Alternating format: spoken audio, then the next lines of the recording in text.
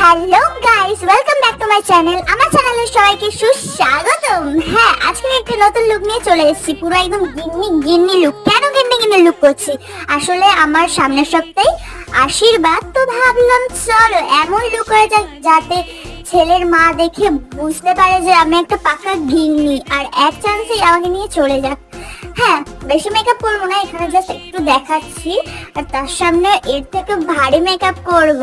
হ্যাঁ, তাকে একদম বুঝতে দেবো না যে আমি আসল কতটা নকল কতটা, মানে মেকআপ করে কতটা।